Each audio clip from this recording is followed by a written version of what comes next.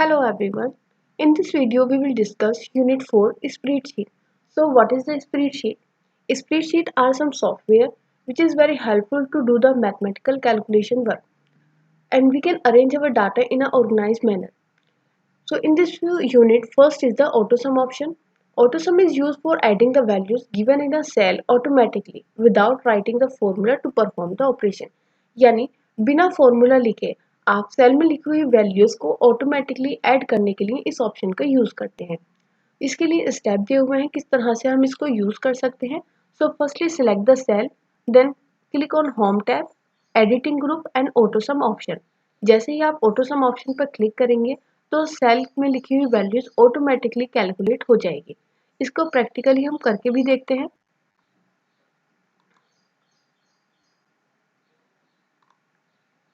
Firstly, select the cell, then click on the AutoSum option. Now you can see the total is written in the total column. So इस तरह से AutoSum option की help से हम इसको calculate कर सकते हैं। अब आप यहाँ एक प्लस साइन देख रहे हैं, इसकी हेल्प से आप अदर वैल्यूज को ऑटोमेटिकली फिल कर सकते हैं। इसको हम फिल हैंडल कहते हैं, यानी आपको बिना ऑटोसम ऑप्शन को बार बार रिपीट किए बिना या सम ऑप्शन को सम फॉर्मूले को लिखे बिना भी आप ऑटो फिल की हेल्प से भी इसको फिल कर सकते हैं। Now come to the next session, conditional formatting. Conditional formatting allow you to change the formatting, font color, border, shading of the cell based on the values in it. So you specify a condition for the value in the cell. If the condition is satisfied, then automatically the formatting of the cell change. यानी हम कोई condition apply करके उस text का उस cell का colour या उस सेल का फॉन्ट, बॉर्डर या शेडिंग को हम चेंज कर सकते हैं, या और जो भी हम वैल्यूज उसमें देते हैं उस वो रिजल्ट वहाँ सेटिस्फाई होने पर उन सेल्स के ऑटोमेटिकली कलर चेंज हो जाता है। You can control the following format, number format, font style, यहाँ ये चीज़ें कंट्रोल कर सकते हैं। Fill colour, fill pattern, border style. Perform करने के लिए हम फर्स्टली सिलेक्ट द सेल करेंगे, देन कंडीशनल फॉर्मेटिंग ऑप्शन जो स्टाइल ग्रुप में अवेलेबल होगा, होम टैब पर ड्रॉप डाउन लिस्ट ओपन होगी। एक डिज़ायर फॉर्मेट आप वहाँ से चूज करेंगे, क्यों अपनी वैल्यूज रिक्वायर्ड वैल्यूज वहाँ पर लिखेंगे, देन उसको ओके कर देंगे। तो इसको भी हम एक प्रैक्टिकल की हेल्प से करके देखते हैं। सपोज मैंने यहाँ पर मैथ्स वाले कॉलम को सिलेक्ट करा है, then home tab, style group, conditional formatting. Conditional formatting पर क्लिक करने पर हमारे सामने ये कुछ ऑप्शंस हैं। Now I will click on highlight cell rows and greater then.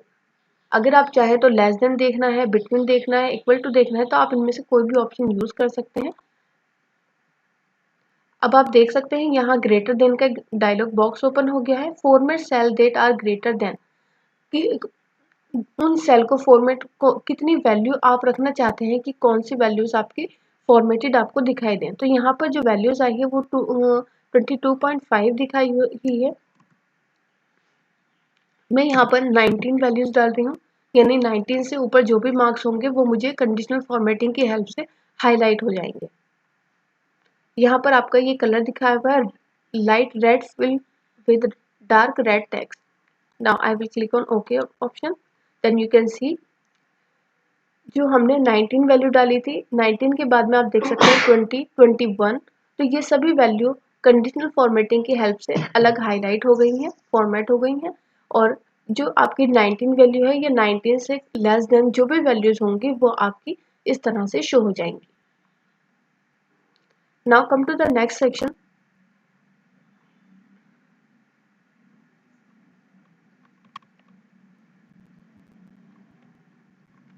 freeze rows and columns. When you are dealing the huge amount of data and spans several rows or column, you may want to header to remain constant frozen while you scroll through the data, so that you can see the identify name of the rows column is called the freezing rows or columns. यानी जब हम कोई बहुत बड़े amount में कोई हमारे पास data होता है और हम चाहते हैं कि हमारा जो हेडर है वो एज इट इज रहे और हम बाकी जो हमारा डाटा है हम उसको स्क्रॉल करके चेक कर सकें, तो उस कंडीशन में हमें फर्स्ट रो को या फर्स्ट कॉलम को फ्रीज करने की रिक्वायरमेंट होती है, यानी वो वहाँ पर आपका फिक्स हो जाएगा और बाकी जो आपकी रोज हैं कॉलम्स हैं वो आपके स्क्रॉल हो सकते हैं। तो इस ये है आपका फ्रीज रोज एंड कॉलम। इसको करने के लिए हम व्यू टैब में विंडो ग्रुप का यूज करेंगे। विंडो ग्रुप में फ्रीज पेन ऑप्शन होगा। फ्रीज पेन पर क्लिक करने पर एक ड्रॉप डाउन लिस्ट ओपन होगी। Then click freeze pane. चलिए इसे भी एक प्रैक्टिकल की हेल्प से हम करके देखते हैं। Firstly I have select the first row, then click on the view tab, windows, then you can see the freeze pen. I will click on this. Now I will click on freeze top row. अब आप देख सकते हैं ये रो freeze हो चुकी है। अब आप यहाँ नंबर लिखे हुए हैं, नेम फर्स्ट नेम आयुष लिखा हुआ है, देन अमृत है। तो हम इसे देखेंगे स्क्रॉल करके, तो आप देख सकते हैं कि जो हमारे फर्स्ट रो है वो आपकी फ्रीज हो चुके हैं। इसी तरह से अगर आप कोई रिपोर्ट कार्ड बना रहे हैं या कोई भी वर्क कर रहे हैं तो आप इस तरह से अपने डाटा को हेडर को फ्रीज कर दीजिए और इस तरह से हम स्क्रॉल करके इजीली वर्क कर सकते हैं।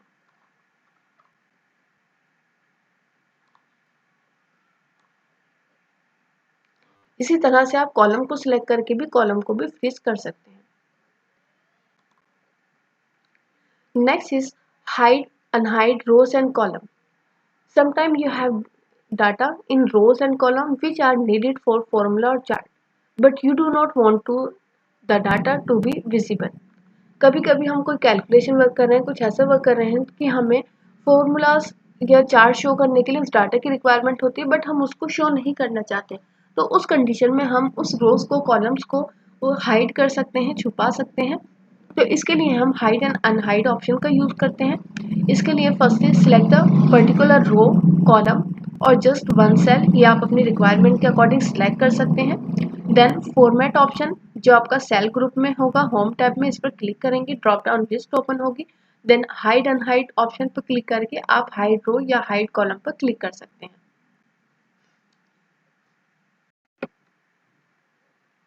तो चलिए इनको हाइड अनहाइड को भी हम प्रैक्टिकली परफॉर्म करके देखते हैं।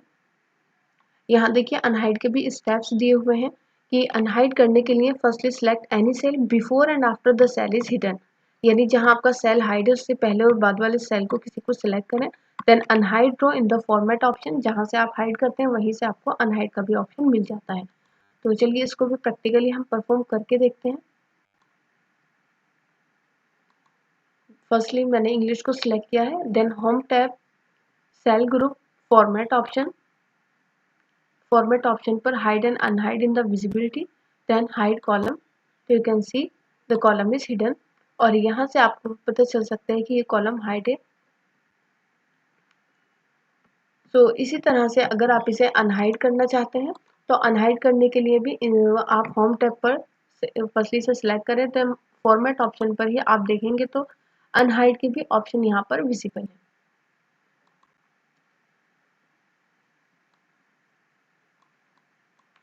Next is page break. To print a worksheet with the exact number of the pages that you want, you can adjust the page break in the worksheet before the printing. अगर आप worksheet को print करने के लिए अपने कुछ fix numbers के साथ में पेजेस को ब्रेक करना चाहते हैं तो आप पेज ब्रेक की हेल्प से वर्कशीट को प्रिंट करने से पहले ब्रेक कर सकते हैं। This feature is very useful specially when printing huge sheet, यानी जब आपके पास में कोई बहुत बड़े अमाउंट में कोई डाटा है, एक ही शीट पर आपने काफ़ी सारा कैलकुलेशन वर्क किया हुआ है और आप किसी पर्टिकुलर पार्ट को उस शीट में से प्रिंट आउट चाहते हैं, तो उस कंडीशन में हम पेज ब्रेक ऑप्शन का यूज़ कर सकते हैं। तो इसके लिए हम firstly on the view tab in the worksheet view group click the page break preview. Page break preview पर क्लिक करेंगे, then insert vertical page break, select the row below. इसी तरह से हॉरिजॉन्टल पेज ब्रेक के लिए हम column को select करेंगे राइट साइड में, then break drop down arrow under the page setup group in the page layout tab और इस तरह से इंसर्ट पेज ब्रेक ऑप्शन। तो इस तरह से आपका ये पेज ब्रेक हो जाएगा।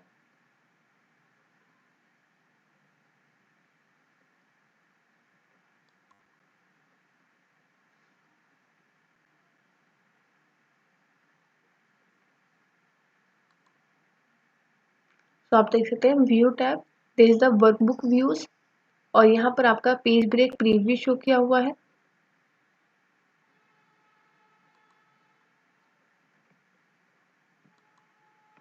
यहाँ मैंने ये दोनों रोज सेलेक्ट की हैं। पेज ब्रेक प्रीव्यू पर हम क्लिक कर रहे हैं तो आप देख सकते हैं यहाँ पर ये किस तरह से आपको शो हो जाएगा। यानी जहाँ से आपको पेज ब्रेक करना है उससे राइट हैंड साइड कॉलम और उससे ब्लो वाली रो को आपको पहले सिलेक्ट कर लेना है, और उसके बाद में इस तरह से आपकी ये शीट ब्रेक हो जाएगी। इसके बाद अगर आप चाहें तो लेआउट ऑप्शन में जाकर layout tab, then page setup group, और पेज सेटअप में आप देख सकते हैं यहाँ पर ब्रेक ऑप्शन। तो ब्रेक ऑप्शन पर क्लिक करेंगे, insert page break, then view में जाके हम नॉर्मल पे कर देते हैं। अब आप देख सकते हैं यहाँ पर आपको ये लाइन ड्रॉ होती हुई दिखाई दी होगी, ये थोड़ी लाइन डार्क हो जाती है जो आपको शो करती है कि यहाँ से आपका ये पेज शीट ब्रेक हो चुकी है। इसी तरह से इसको रिमूव करने के लिए भी स्टेप बताए हुए हैं कि to click the remove page break option in the break drop down list. जहाँ से हमने इंसर्ट पेज ब्रेक किया था लेआउट टैब पर, वहीं पर जस्ट इंसर्ट के नीचे था ये रिमूव ऑप्शन, तो उसकी हेल्प से आप इसे सेम इसी स्टेप से रिमूव भी कर सकते हैं।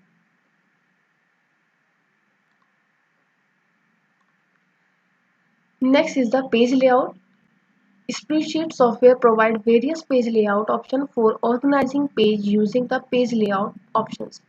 यहाँ से काफ़ी सारे पेज लेआउट के ऑप्शंस होते हैं जो आपको व्यू टैब में वर्कबुक व्यूज ग्रुप के अंदर मिल जाते हैं, जहाँ से हमने पेज लेआउट ऑप्शन का अभी भी यूज़ किया हुआ था। इसमें आपका फर्स्ट है आपका margin, orientation, page headers and footer, hide and hide grid, size of the page, define the parent area, specify the background.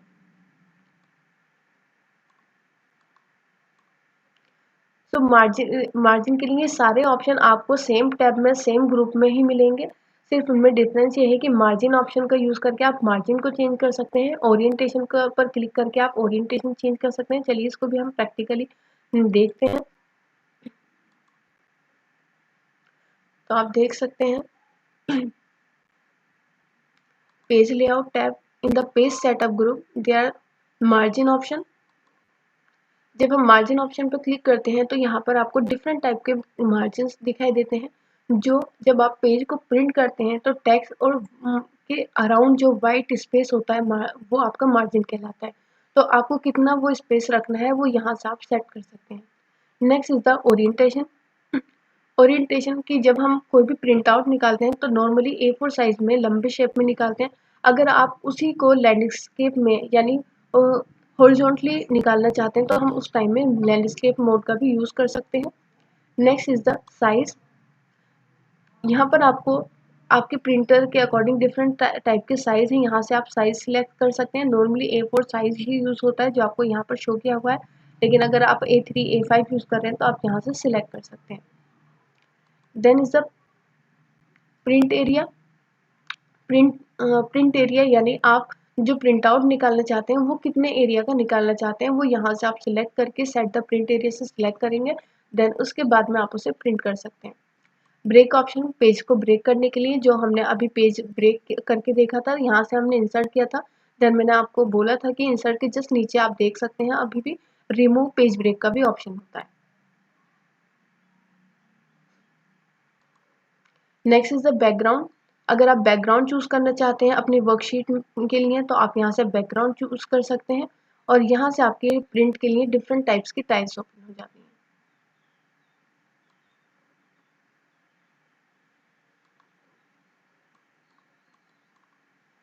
Next is the managing workbook views. So, workbook views are used for the purpose of viewing the outcome of the worksheet while printing. यानी workbook view की help से आप ये check कर सकते हैं कि आपके प्रिंटिंग के बाद में वर्कशीट आपकी किस तरह की दिखाई देगी, आपका जो आउटकम है वो किस तरह का आएगा। तो उसी पर्पज से हम इस व्यूज़ का यूज़ करते हैं। यहाँ पर आपके 5 टाइप के व्यूज़ हैं। First is the normal view, जो हम नॉर्मली वर्क करने के लिए, जैसा आपका ये वर्क स्टिल खुला हुआ है तो नॉर्मली ओपन होता है, तो ये आपका नॉर्मल व्यू है। देन पेज लेआउट व्यू होता है। With page layout view, you can quickly fine tune a worksheet and achieve professional looking result. तो इसका पेज लेआउट की हेल्प से हम एक पर्टिकुलर क्विकली अपनी वर्कशीट को देख सकते हैं। पेज ब्रेक प्रीव्यू की हेल्प से आप पेज को ब्रेक करके भी देख सकते हैं। पेज ब्रेक की हेल्प से जैसे अभी हमने वर्कशीट को ब्रेक करके देखा था। देन कस्टम व्यू, आप अपनी सेटिंग के अकॉर्डिंग आप अपनी रिक्वायरमेंट के अकॉर्डिंग एक सेटिंग सेट कर लेते हैं और कस्टम व्यू को उस में ऐड कर देते हैं। देन फुल स्क्रीन, यानी आप इसको फुल स्क्रीन पर देख सकते हैं।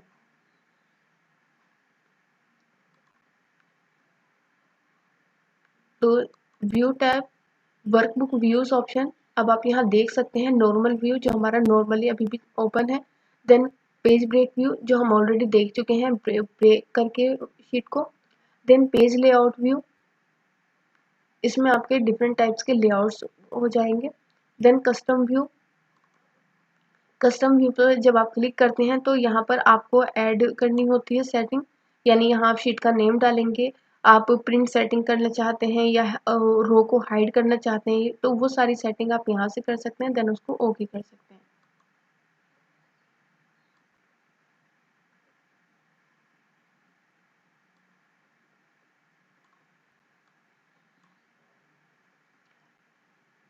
Next is the multiple windows. You can open multiple windows that display the current spreadsheet and then arrange those windows in a variety of ways. यानी आप मल्टीपल विंडोज स्प्रेडशीट की ओपन कर सकते हैं। तो इसके लिए हम firstly new window button view tab पर ओपन करेंगे जो विंडो ग्रुप में होगा। देन इसको स्टेप दिए हुए हैं, arrange all button in the window group. Then dialogue box open होगा। देन यहाँ पर आपको ऑप्शन दिए हुए हैं टाइल, हॉरिजॉन्टल, वर्टिकल, इनमें से कोई भी आप ऑप्शन यूज कर सकते हैं।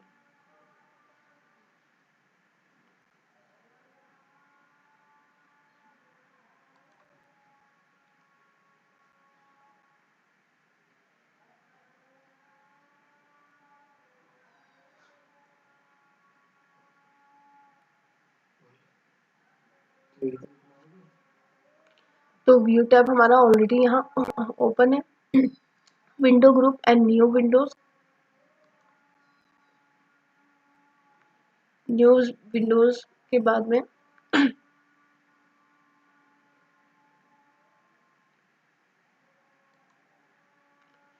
जिस यहाँ दिया हुआ है arrange all,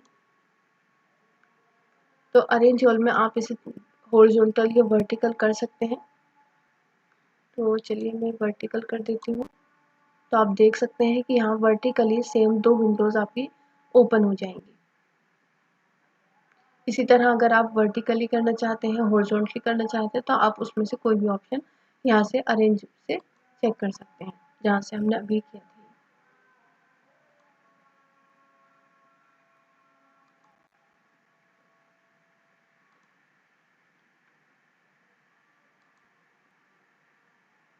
Next is apply cell and range name. So we can assign the name to a cell in a worksheet and use it for quickly locating specific cells by entering the name range of location of the cell. यानी आप कोई cell को, किसी particular रो को आप range को देखना चाहते हैं तो उसके लिए आप उसे कोई भी नाम दे सकते हैं जिससे आप उसे क्विकली एक्सेस कर सकें। तो इसके लिए स्टेप है firstly keep the control key press and click on the cell that you want to give the name. आप कंट्रोल की प्रेस करके सेल पर क्लिक करें और जिसको आप नेम देना चाहते हैं और select the range of the cell, या फिर आप किसी सेल की रेंज को यानी कंटिन्यूस सेल को भी जितनी भी चाहते हैं आप उनको सिलेक्ट कर सकते हैं। Then right click and name, select the name of name a range or select define name under the define name group in the formula tab. Again new name box will be open, then enter the field name and click OK.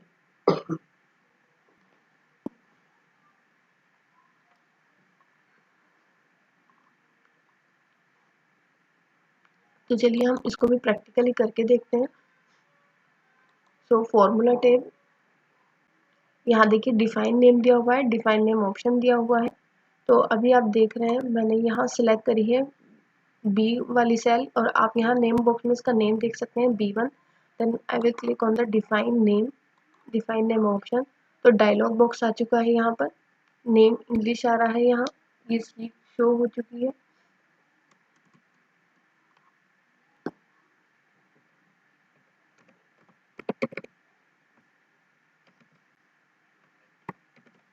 यहाँ मैंने इसका नाम class 10th कर दिया है। Then I will click on the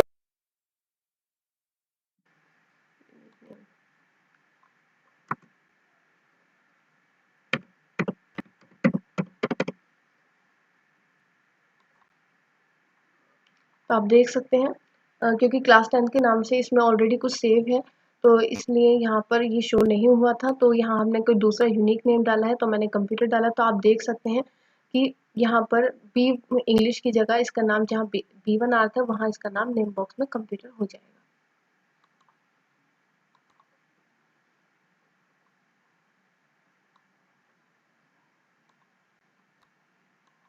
Next is create, modify and format chart.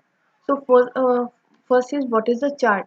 A chart is a graphical representation of the data in which data is represented by symbols such as a bar in a bar chart, line in a line chart and slice in a pie chart.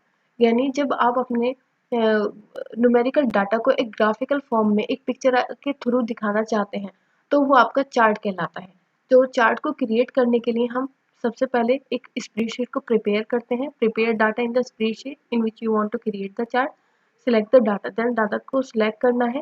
Click on the chart type that you want from the chart group under the insert tab.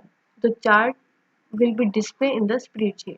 Then you can modify the chart value by necessary modification. So we have already created the spreadsheet here. सो अगर आप चाहें तो इस पूरी table के according भी chart insert कर सकते हैं, और अगर आप चाहें तो पर्टिकुलर किसी एक स्टूडेंट के अकॉर्डिंग भी इसको सिलेक्ट कर सकते हैं, क्रिएट कर सकते हैं चार्ट। तो हमने ये सिलेक्ट करा, then insert,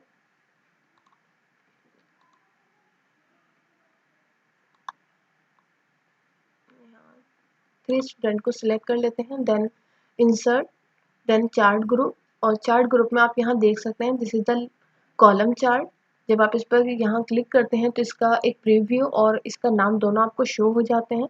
then this is the line chart, pie chart, और इसी तरह से ये आपके डिफरेंट टाइप के चार्ट्स यहाँ पर आपको शो हो जाते हैं। Insert area chart, insert scatter X Y और बबल चार्ट। तो अगर आप इन पर क्लिक करते हैं तो इसमें डिफरेंट टाइप्स के आपको चार्ट्स भी दिखाई देते हैं।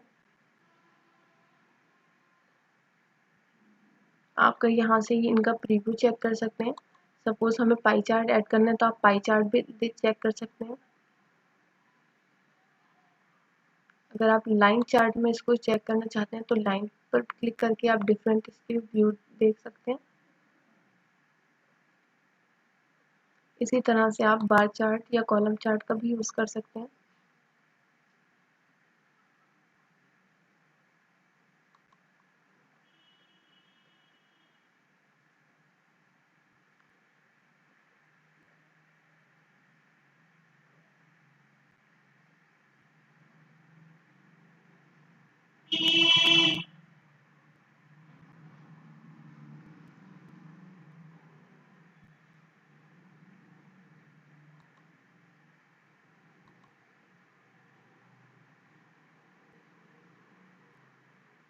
यहाँ से आप डिफरेंट टाइप के चार्ट्स यहाँ पर अवेलेबल होते हैं। आप यहाँ से अपनी रिक्वायरमेंट के अकॉर्डिंग कोई भी चार्ट ले सकते हैं।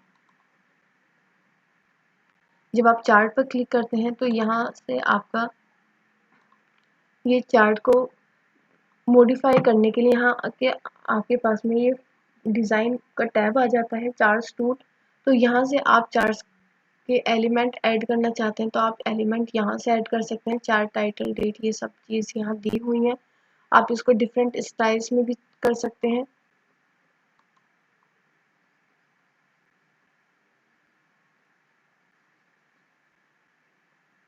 आप देख सकते हैं इसमें डिज़ाइन काफ़ी दिए हुए हैं, आप इनमें से किसी पर भी क्लिक कर सकते हैं। नेक्स्ट आते हैं elements of the chart. So area, plot, data point, horizontal and vertical axis, ligand, chart and axis title and data label। ये सारी चीज़ें आप ऑलरेडी 9th क्लास में पढ़ चुके हैं। इसके अलावा आपके चार्ट के टाइप्स आ जाते हैं। चार्ट टाइप्स में आपके बार चार्ट हैं जो आपको ऑलरेडी मैं शो कर चुकी हूँ। बार चार्ट जो आपके हॉरिजॉन्टल बार होते हैं, सिलेंड्रिकल, कॉन और पिरामिड शेप में इसके सब टाइप में आते हैं। यानी जब आप हमने टाइम बार पर चार्ट पर क्लिक किया था तो एक सब लिस्ट ओपन हो गई थी जिसमें 2D 3D के नाम से डिफरेंट टाइप्स के बार चार्ट शो थे, तो वो यहाँ पर आपके सब टाइप्स में आ जाते हैं।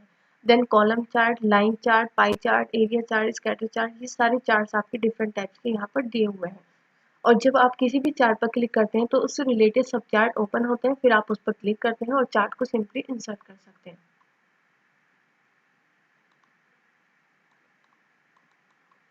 Next is the sort and filter data. So what is sorting? It is feature that help you to arrange the selected data either in the ascending or the descending order. यानी जब आपने कोई data enter कर लिया है और आप उसे किसी असेंडिंग ऑर्डर में या डिसेंडिंग ऑर्डर में करना चाहते हैं, तब उस कंडीशन में हम सॉर्टिंग ऑप्शन का यूज करते हैं। यानी आप किसी डाटा को ए टू जेड अरेंज करना चाहते हैं या जेड टू ए करना चाहते हैं, तो अब हम सॉर्टिंग का यूज करते हैं। सॉर्टिंग करने के लिए first select the data to be sorted, then click on the sort option under the sort filter group in the data tab. Specify what the best is you need to sort the data in the sort by field and select the order that is ascending or descending, then click OK. Filter option है, this feature used to extracting particular data using some condition. यानी आप कोई particular condition देकर आप किसी data को check करना चाहते हैं, तब हम उसमें फिल्टर ऑप्शन का यूज़ करते हैं। फिल्टर के लिए भी हम data tab, sort and filter group का फिल्टर ऑप्शन का यूज़ करेंगे। Before applying the filter select the data along with the header, यानी हेडर के साथ में आप उस डाटा को सिलेक्ट कर लेंगे पहले, उसके बाद आप इन ऑप्शंस का यूज़ करेंगे। Once you click on the filter, the header will display a down arrow. जब आपका ये एंटर हो जाएगा, फिल्टर आप कर लेंगे, तो आपका वो हेडर आपका एक डाउन एरो के साथ में आपको शो हो जाएगा। नाउ यहाँ पर हमें ऑलरेडी शीट है।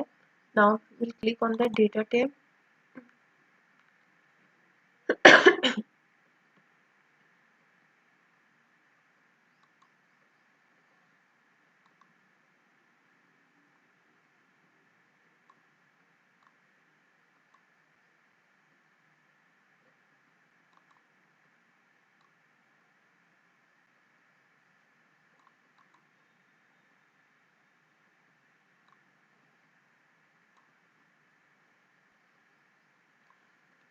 हमने यहाँ पर स्टूडेंट के नेम को सिलेक्ट करा है। आप देख सकते हैं कि यहाँ पर लास्ट में ए अल्फ़ाबेट से नाम दिए हुए हैं, तो हमने इसको यहाँ पर सिलेक्ट कर लिया है। Then data tab, sort and filter option, तो आप यहाँ देख सकते हैं कि अगर आपको सिंपली लोएस्ट टू हाईएस्ट करना है, यानी असेंडिंग ऑर्डर में करना है, तो आप ए टू जेड पर क्लिक कर सकते हैं।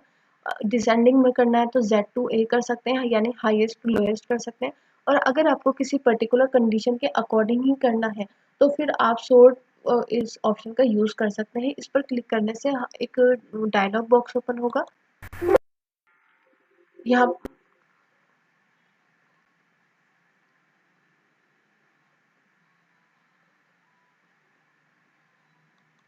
क्योंकि हमने यहाँ नेम सेलेक्ट किया हुआ है, इसके लिए आप पूरी टेबल को सिलेक्ट कर सकते हैं। हम यहाँ क्योंकि नेम को सॉर्ट कर रहे हैं, इसलिए हम सिंपली ए टू जेड करेंगे।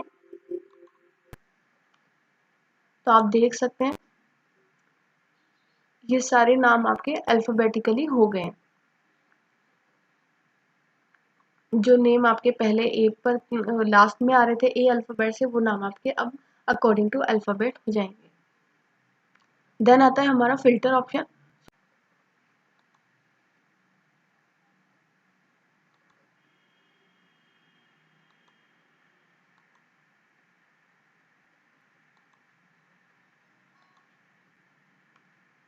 फील्ड को सिलेक्ट करा, देन हमने फिल्टर ऑप्शन पर क्लिक करा, तो आप देख सकते हैं एसएसटी के आगे ये डाउन एरो आ गया है।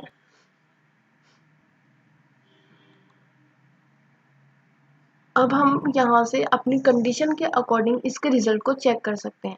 जैसे यहाँ पर लिखा हुआ है सिलेक्ट ऑल।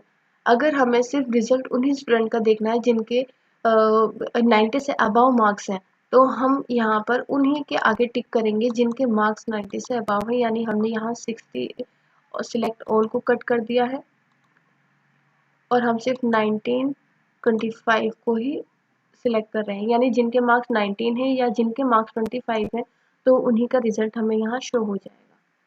तो आप देख सकते हैं एसएसटी में जिनके 90 मार्क्स है या जिनके 25 मार्क्स है सिर्फ उन्हीं का रिजल्ट शो होगा, बाकी स्टूडेंट का रिजल्ट शो नहीं होगा। अगेन हमें वापस चेक करने के लिए सिलेक्ट ऑल कर दें, देन ओके कर दें। फिल्टर को हटाना चाहते हैं तो आप यहाँ से अगेन सिलेक्ट करके देन फिल्टर ऑप्शन पर क्लिक कर दें, फिल्टर ऑप्शन आपका हट जाएगा। Next is calculate data across the worksheet, यानी आप किसी डेटा को वर्कशीट के अक्रॉस में चेक करना चाहते हैं या उसको वहां लाना चाहते हैं तो हम इस फॉर्मूले की हेल्प से ला सकते हैं। इसकी कंडीशन हमें तब पड़ती है जब हम ऑलरेडी एक शीट में हमारा डेटा कैलकुलेटेड है और हम उस कैलकुलेशन को दूसरी वर्कशीट में आगे वर्क करने के लिए लेकर जाते हैं, तो उस कंडीशन में हमें इसकी रिक्वायरमेंट होती है। तो इसके लिए स्टेप है क्रिएट वर्कशीट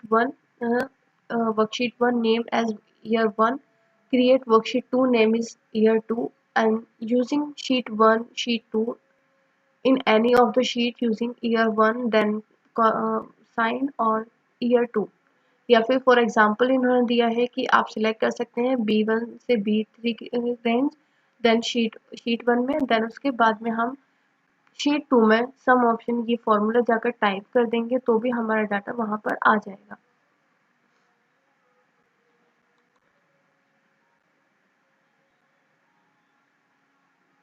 तो हमने यहाँ पर एक नंबर लिया है B3 सेल जो कि 25 है। अब हम यहाँ शीट 2 पर जाते हैं।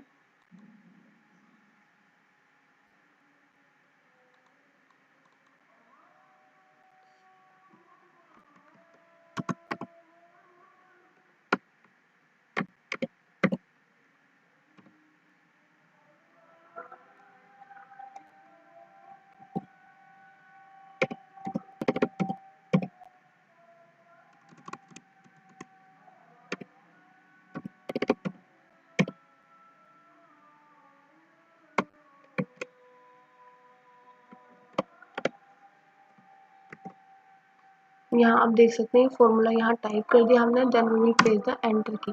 तो आप देख सकते हैं वो जो रिजल्ट हमारा शीट 1 में था, यानी शीट 1 में B3 सेल में जो भी डाटा था वो यहाँ पर हमारा आ जाएगा।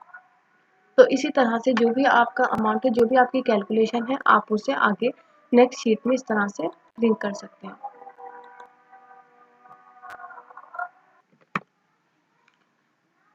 Next is using multiple workbook and linking cell. किस तरह से आप मल्टीपल वर्कबुक को और या सेल को लिंक कर सकते हैं, मल्टीपल वर्कबुक को यूज कर सकते हैं। तो इसके लिए स्टेप दिए हैं, firstly open a new spreadsheet workbook. For example we are using formula type sum, और इसके बाद में हमने ये एक फॉर्मूला टाइप कर दिया है। Then click on switch window option under the window group in the view tab.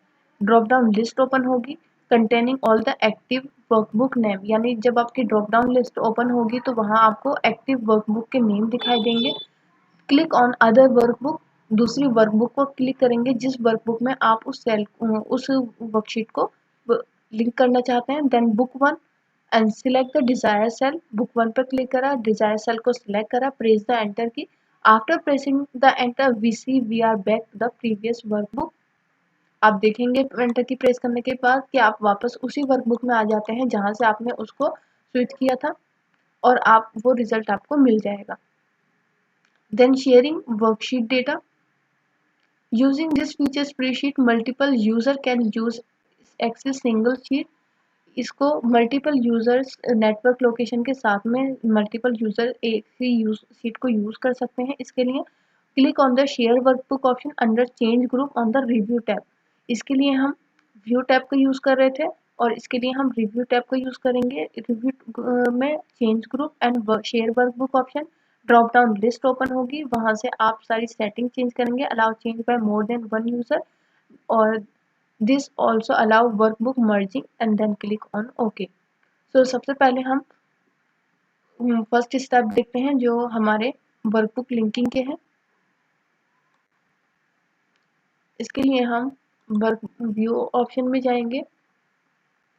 View option में जाने के बाद में window group and switch window option.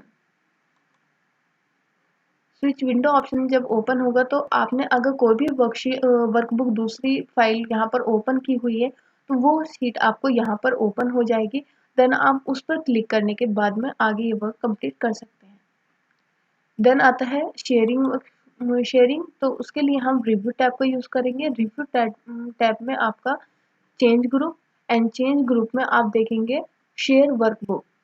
Share workbook पर क्लिक करेंगे तो आप देख सकते हैं यहाँ first option allow change by more than one user at the same time. तो आप यहाँ इसे क्लिक कर देंगे, देन इसको ओके करेंगे तो आपकी इस वर्कबुक को नेटवर्किंग के थ्रू कई यूज़र यूज़ कर सकते हैं। This also allow workbook merging. तो आप यहाँ से इसको ओके कर दें।